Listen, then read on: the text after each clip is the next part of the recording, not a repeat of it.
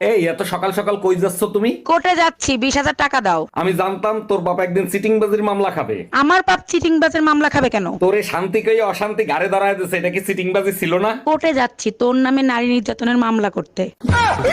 তোর সংসার নেই, তুই থাক, গেলাম আমি বাপের বাড়ি। যাও, কিন্তু যাওয়ার আগে সুমন ফকিরের 600 টাকা দিয়ে যাইও। কিসের টাকা? আমি তো তার কাছ থেকে কোনো টাকা ধার আনি নাই। তোমার জন্য একটা তাবিজ আনছিলাম, বলছিল তাবিজে কাজ করলে টাকা দিয়েন। কি তুই আমারে তাবিজ করছিলি?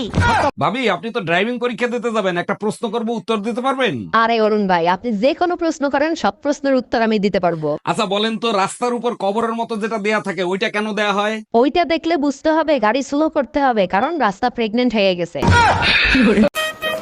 আচ্ছা একটা কথা বলো, আমি যদি একদিনের জন্য কারো চুল কেটে দিই তাহলে কি আমি নাপিত হয়ে যাব? না, আমি যদি একদিনের জন্য রান্না করে এসে রান্না করি তাহলে কি আমি রাঁধুনি হয়ে যাব? অবশ্যই না। আচ্ছা আমি যদি একদিনের জন্য আমাদের ঘরের ইলেকট্রিক লাইনটা ঠিক করি তাহলে কি আমি ইলেকট্রিশিয়ান হয়ে যাব? আরে না রে বাবা। তাহলে আমি যদি তোমার বান্ধবীকে একদিনের জন্য পার্কে ঘুরতে নিয়ে যাই তাহলে কি আমি ওর বয়ফ্রেন্ড হয়ে যাব? না।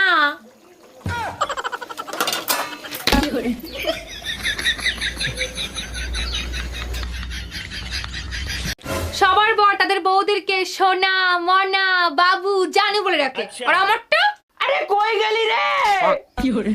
কই গেলি রে? আসতেছি রে, আসতেছি, দাঁড়া। আচ্ছা বলুন তো, ঠিক কত পাওয়ারের চশমা পরলে মানুষের আসল রূপ দেখতে পাবো?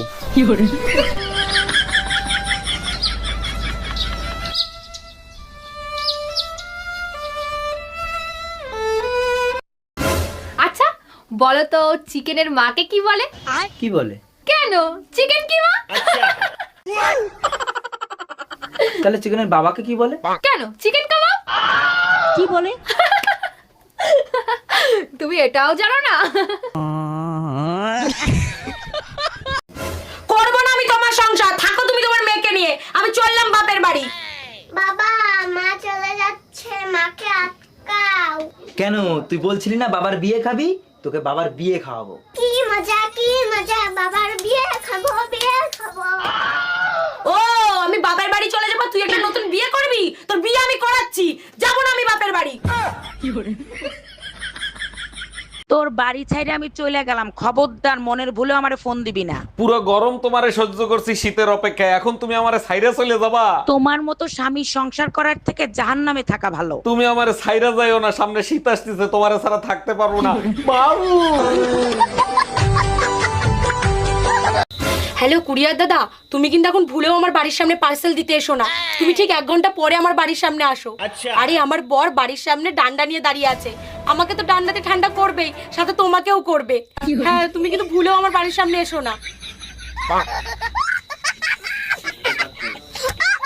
আরে ও দাদা, আপনার লুঙ্গির পেছনটা তো ছেঁড়া, জয় বাংলা দেখা যাচ্ছে, লুঙ্গিটা সামনের দিকে একটু ঘুরিয়ে পড়ুন। আচ্ছা দাদা, আপনাকে একটা কথা বলবো? হ্যাঁ বলেন। লুঙ্গির পেছন ছিঁড়া জয় বাংলা দেখা যাচ্ছে, সে তো আমি মারলাম। হ্যাঁ। ঠিক আছে, এবার পেছন ছিঁড়া লুঙ্গি সামনের দিকে ঘুরিয়ে পড়লে তোমার সোনার বাংলা দেখা যাবে।